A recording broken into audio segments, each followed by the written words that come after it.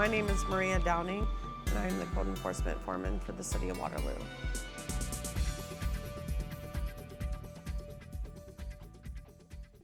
The Code Enforcement Department is responsible for property maintenance.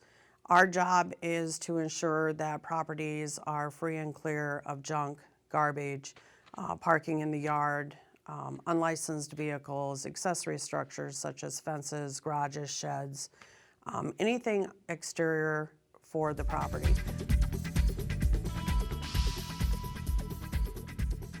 The first item on the agenda is discussion of an ordinance proposing changes to 7(5)B 2A, period. I'm Maria Downing, the Code Enforcement Foreman for the City of Waterloo, and we are asking for an amendment change, and it's just a brief change in our weed and grass ordinance 7-5-1 and 7-5B-2.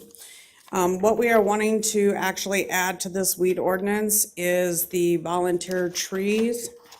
The volunteer tree is basically one that grows on its own rather than one that is like deliberately planted. What we are looking to do is we are looking to utilize this as a tool to take care of the volunteer trees that are growing out of the foundations, around the houses, around the garages, back by the alleys, trying to really enhance the looks of our neighborhoods. We get a lot of calls every year on voluntary trees, and due to the fact that there's nothing in the ordinance, there's nothing that we can enforce on that. So basically, that is all that we're asking for today. And you will be treating this similar to how you treat weeds or? Yes, other... it will be a 5-day notice for the first notice and a 3-day notice for every subsequent notice from April 1st to November 1st, which is our weed and grass ordinance. And what's the fine for that, Maria? There is no fines for the weed and grass. We do not issue citations. We merely give a 5-day notice for the first time, and if they do not comply, we send in our contractors to remedy the situation. And then are they billed for the cost of the contractor? Yes. Okay.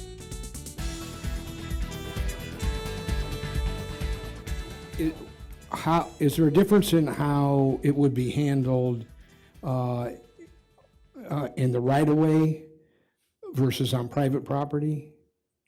We only handle the private property sector of this. We would not handle any trees on the city right-of-way. That is through Leisure Services. But if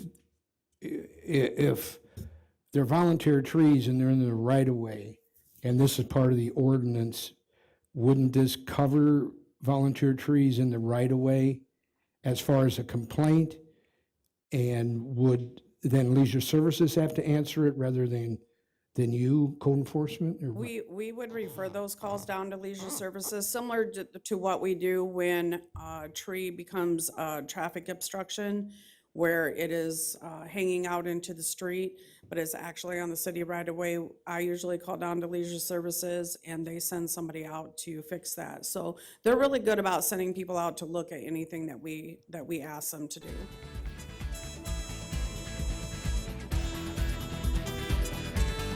What if on private property, there's a complaint about volunteer trees, and the private property owner or even the landlord doesn't agree with that?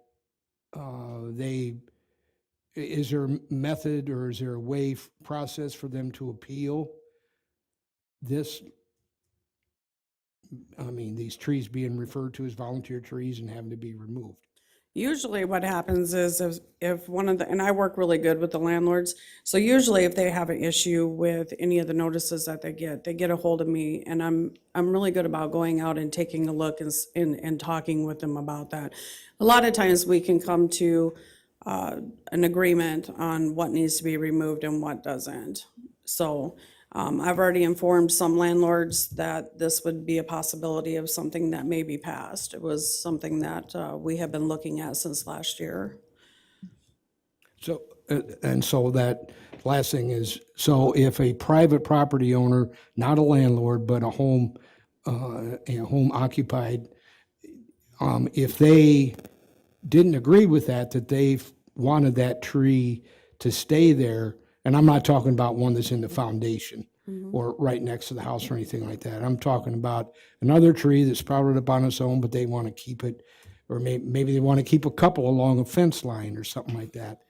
How is that going to be handled? And do they have a right to appeal that complaint and what's being requested of them to do? Anybody has a right to appeal any type of complaint through the city.